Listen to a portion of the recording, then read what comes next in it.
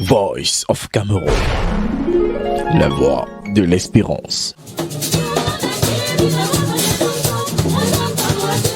Au lendemain de la Toussaint, l'abbé Jean-Augustin Otto Ntolo et les fidèles du sanctuaire Marie-Béatrice d'Etoudi se sont une fois encore retrouvés ici pour prier, cette fois-ci pour les défunts. C'est un devoir pour chaque chrétien de se pencher vers la souffrance du prochain et d'être le Christ qui ressuscite.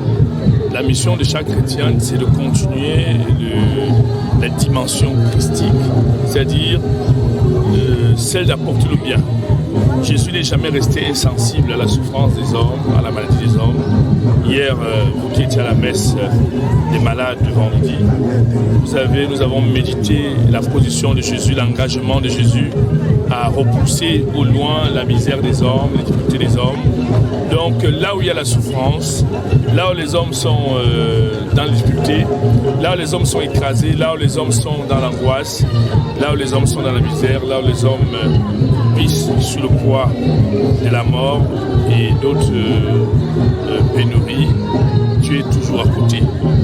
À cette célébration eucharistique, une forte délégation de la diaspora camerounaise était présente. D'abord, c'est un moment de recueillement profond et de spiritualité.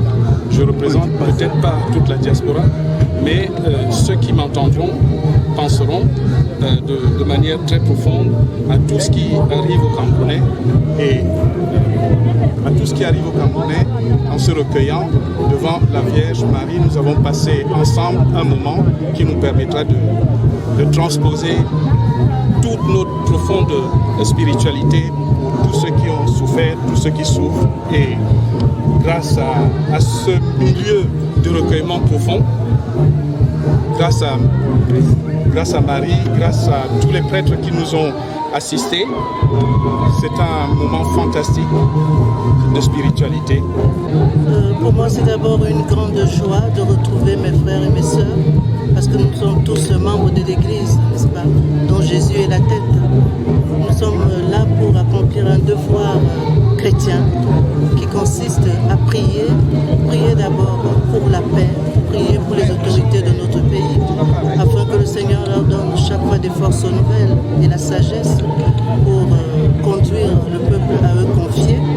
Prier pour tous ceux qui sont malades, se faire solidaire de l'humanité souffrante. Cette messe était aussi consacrée à toutes ces personnes qui traversent des moments difficiles dans la vie. Cette messe de ce jour au pied de la Vierge Marie a été un grand moment pour rappeler à la Vierge Marie que Jésus nous a confié à elle.